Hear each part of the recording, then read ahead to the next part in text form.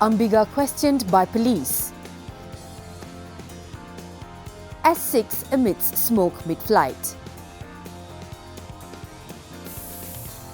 Hi, I'm Desiree Gasper with your Cuppa News.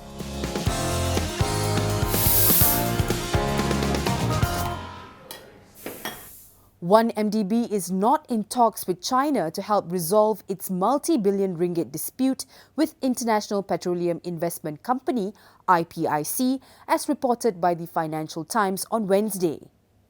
As a chairman of one MDB, there is no such thing, talking to the Chinese or anything, very clear. I'm the chairman of one MDB, I know, so there is nothing. Okay. He was speaking to reporters on the sidelines of Malaysia Venture Capital Management Berhad's signing ceremony. The Financial Times, citing anonymous sources, said one MDB was preparing to make a repayment with China's assistance to settle a dispute in which Abu Dhabi-based IPIC is claiming about $6.5 billion. In the meantime, Tun Dr Mahathir Mohamad responded to the cancellation of his invitation to the installation of the new Yang di-Pertuan Agong at Istana Negara on December 13th.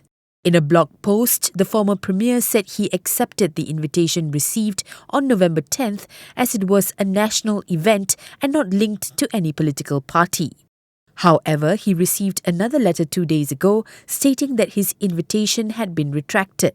Apparently, no seat would be provided for him and that he was being informed beforehand to spare him any embarrassment at the installation. Dr. Mahathir concluded that the national event is not apolitical after all. Former Bersih Chief Dato' Ambika Srinivasan is among the latest to be questioned by the police in an apparent crackdown on NGOs that received funds from open society foundations linked to business tycoon George Soros. Ambika said she's being investigated under Section 124C of the Penal Code for activities detrimental to parliamentary democracy. The repeated accusation that there is a conspiracy of sorts to topple the government makes no sense when Bersih's primary demand since its inception has been for free and fair elections and for strong institutions. All our activities point to that. If we wanted to do anything else, we would be mad to have our first demand as free and fair elections. She was called in under her capacity as former chairperson of the electoral watchdog.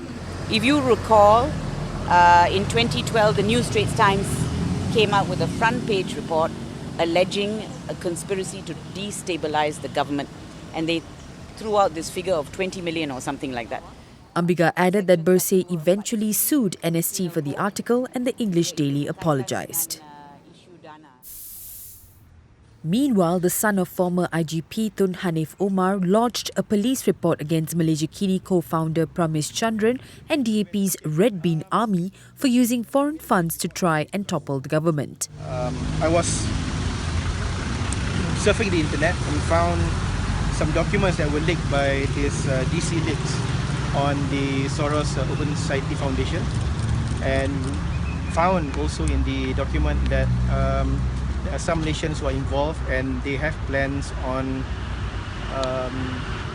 interfering in the process of democracy in this country.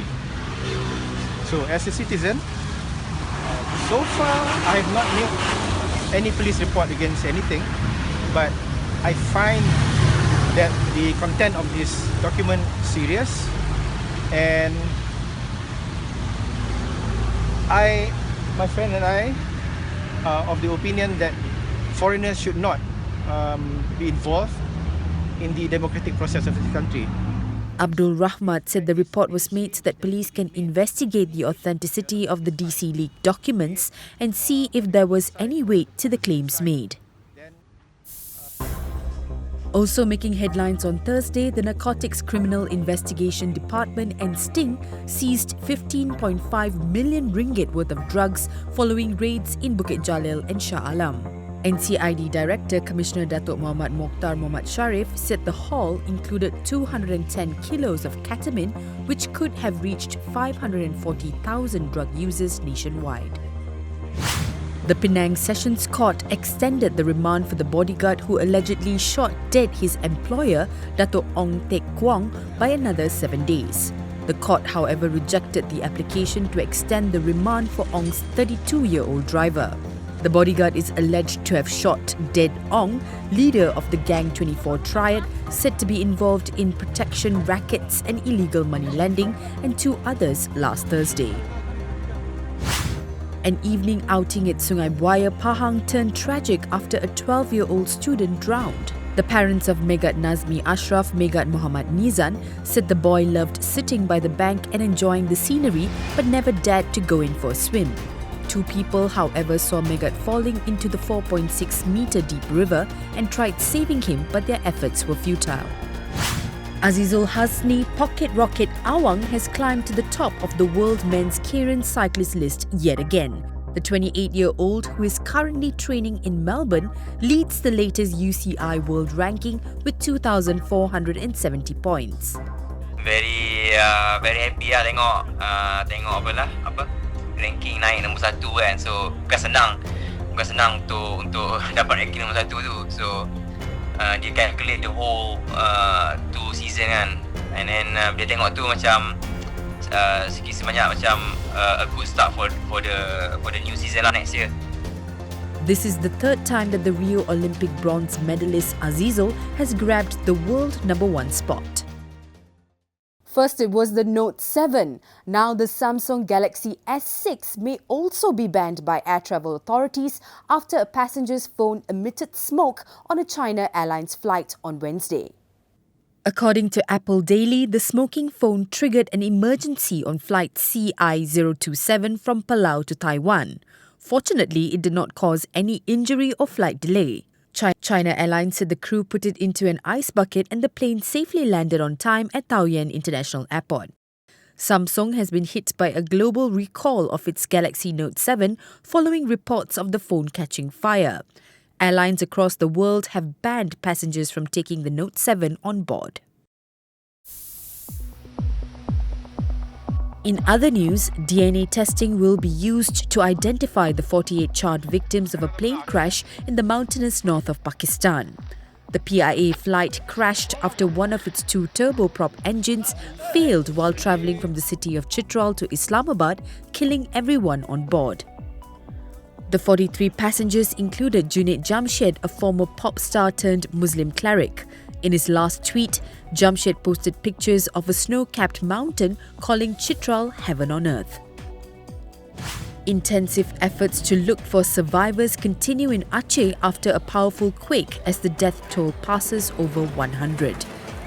Aid has also begun trickling into the region as attention shifted to caring for the injured and homeless.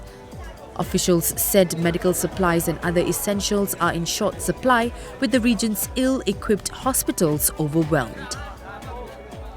Thai authorities have ordered a powerful Buddhist temple to suspend its 24-hour TV channel for 15 days as police redouble efforts to arrest the spiritual leader of the scandal-hit sect. Fra Dhammachayo is suspected of accepting embezzled funds worth $33 million from the owner of a cooperative bank who was jailed.